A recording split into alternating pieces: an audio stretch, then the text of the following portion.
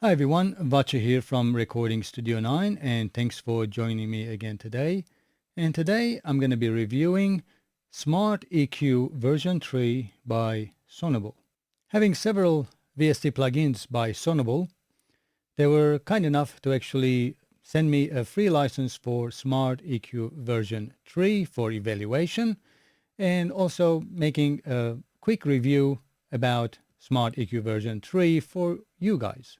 Though given a free license, I still do product reviews, rarely, and I still give my personal and honest opinion so that you can decide whether SmartEQ version 3 is something that you would want to have in your DAW in your workflow.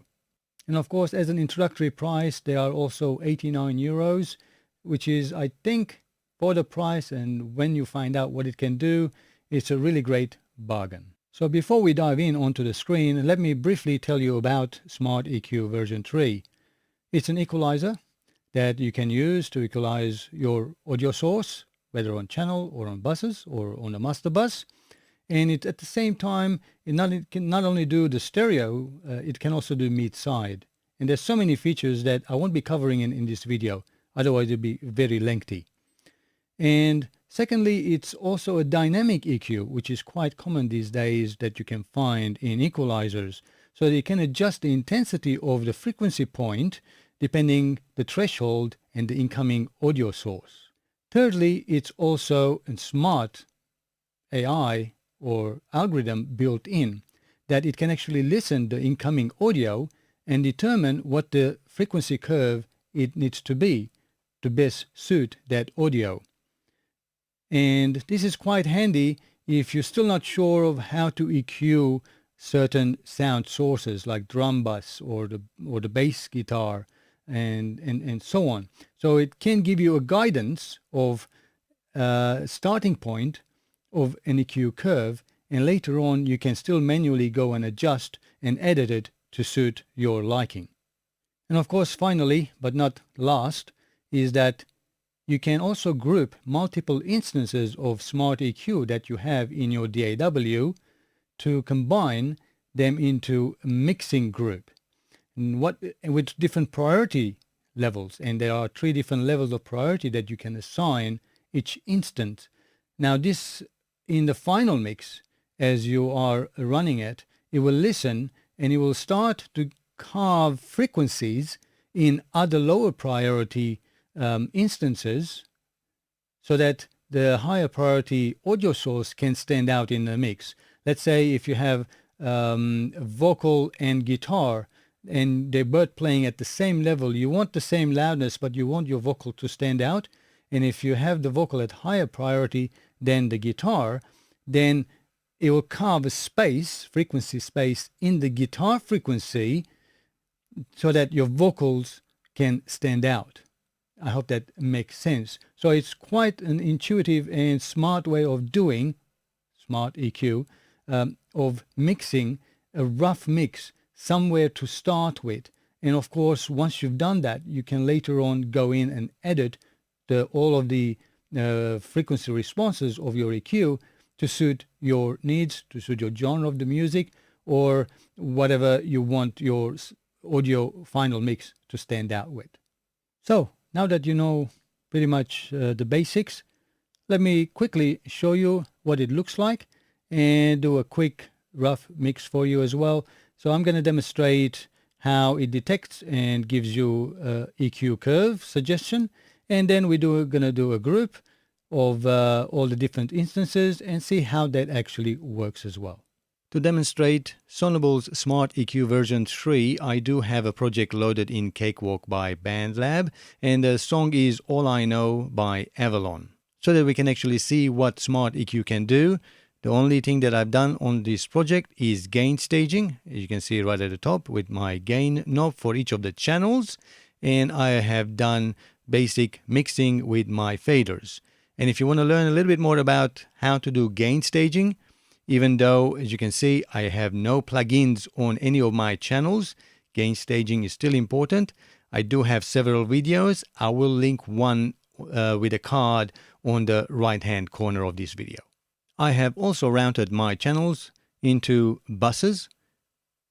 This allows me to better control all of my different audio sources or group of audio sources like drums, guitars, and multiple vocals. It also makes it easy. That means I can actually put my SmartEQ on my buses for this demonstration. And one important note, I should mention that Sonible products, SmartEQ 3 included, as well as SmartComp and few of the others, do require iLok License Manager software to run in the background. You do not need the iLok USB dongle for it, but the License Manager software needs to run in the background regardless whether even you have an account with iLok or not. As you can see on the screen, it's not even logged in, but it needs to run in the background so that SmartEQ can verify and authenticate itself. When you use SmartEQ for the first time, it will ask you to enter the code that you purchased from Sonible, and it will itself verify and authenticate for that computer. But for that to happen, the iLok License Manager has to be installed prior to running SmartEQ.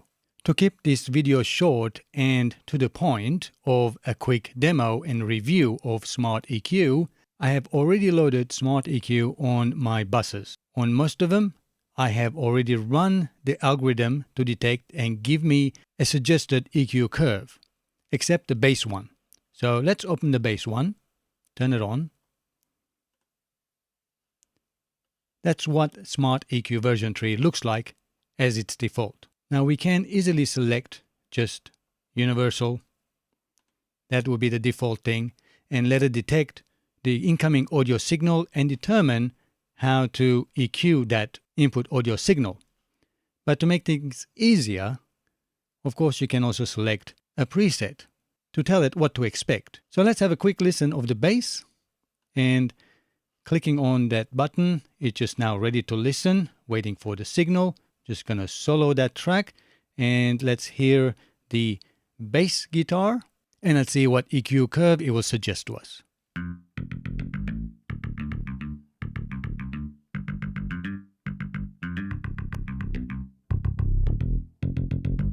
Okay.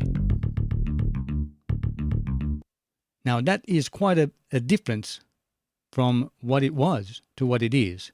Now it's up to you to determine whether that is the right EQ curve for the sound that you are trying to manipulate. Let's bypass it.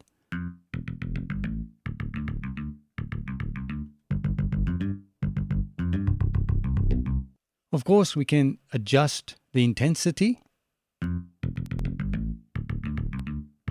or even reverse it.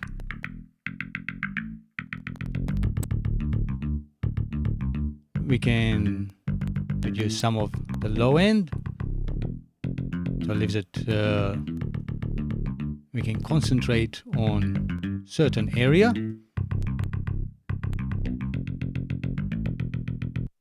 Okay, next I'm just going to try, out of curiosity, to put into universal and let it listen and see if we're going to get the same curve.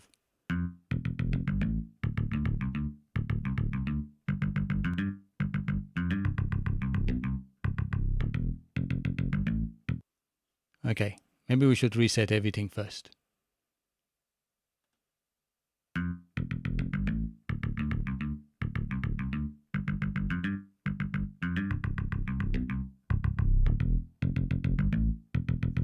Okay, it's very close, slightly different, less intense, so you get the idea how you can actually tell it what to give it to you. So I'm just going to leave it as that, and might just reduce the intensity a little bit for my liking.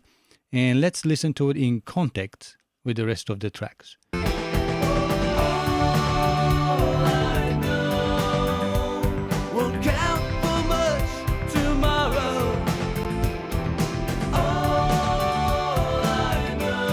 This is my drums. Won't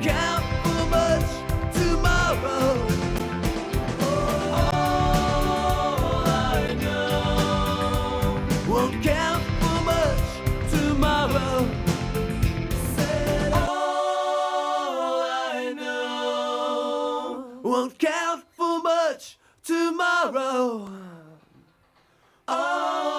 bypass. I know won't count for much tomorrow.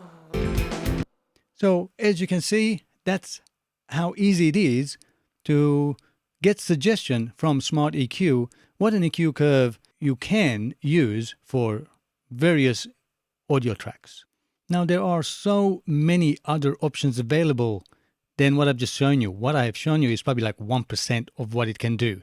But if I go to every detail, this video will be quite lengthy. So most likely as I use it in my projects, in future I will make videos of certain topics that cover SmartEQ version 3. So make sure you do subscribe to my channel so that if I do make videos in the future about SmartEQ 3 by Sonible, you get notified and you get to learn how to use it as well. Next, I want to show you the grouping option in SmartEQ, how you can actually group multiple instances which are placed on your channels, or in my case on my buses, and prioritize each of those instances in your mix. It's going to do on drums and bass. I'm just soloing the channels. I'm just going to open up the drums SmartEQ. I'm going to click on joining the group, create one, just call it new group, it's fine. As you can see, the drums is now on level 1, the highest priority, and we have level 2 and level 3, and the higher priority takes more precedence over the others. And let's just drag the bass from there and put it at the lower priority. So now frequencies in drums will affect and lower frequencies in the bass guitar. And the rating is up to 50%. So let's give it a try. So I'm just going to click on listen mode so I can listen and decide what to do.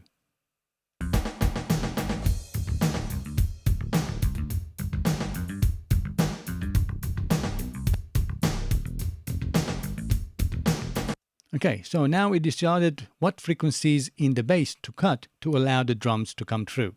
And we should be able to see the differences as we click. Just watch out those frequencies. So it's increasing, and now that it's off, so it's decreased some of that, increased some of that to balance the mix for us. Let's have a listen.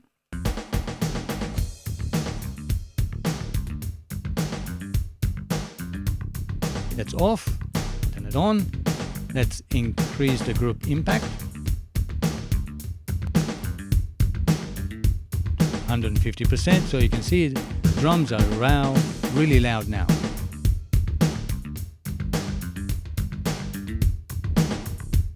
Let's swap them around quickly. And bass to go up. Now our bass is more important than the drums. Let's let it listen and decide. Just going to put that back to 50%. Not sure it made difference, but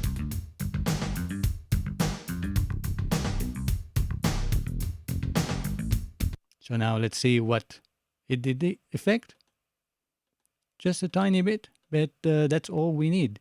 And if we increase the intensity to 150%, we should be able to see a bigger difference, especially in the drums, to get the bass cut through the mix. Let's have a listen. Remember, it's 150% impact.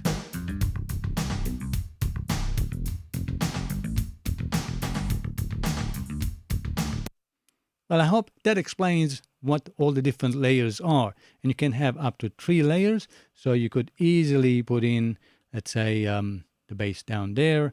And you've got your vocals right at the top, as well as your guitars. And keys could be at the bottom, depending how many instances you have, how many channels you've got on. Of course, if you've got lead guitars, you want that to cut through the other way, and you can rearrange it however you like. Well, I hope that quick and short demonstration was useful, and now you can sort of have some understanding of how SmartEQ works and how it actually detected and gives us suggestion for the audio signal, like the bass guitar that we had. And as I mentioned, you can still go in and edit to your liking. And also the group mixing, you could actually see how bass and drums, by giving different priorities, gave us different levels of the mix, and that was visible in the EQ curve, and you could definitely hear that difference as well. So imagine if you enhance that and expand that to all of the instances of your smart EQs and balance them together, and to give you a quick, no more than 30 minutes, and then you will have a nice good mix, a base to start with, and then you can go on and start editing further to your liking. Again, I'd like to thank Sonible for providing me a free license. I'm pretty sure that as I keep using it in my projects, I'll be making more videos or more detailed videos of certain topics and aspects of Smart EQ. So make sure you also subscribe to my channel. That way you get notification as soon as I upload a new video on Smart EQ. And if this was also helpful, make sure you give me the thumbs up. And as always, thanks for watching, and have a great time making music. Cheerio, guys.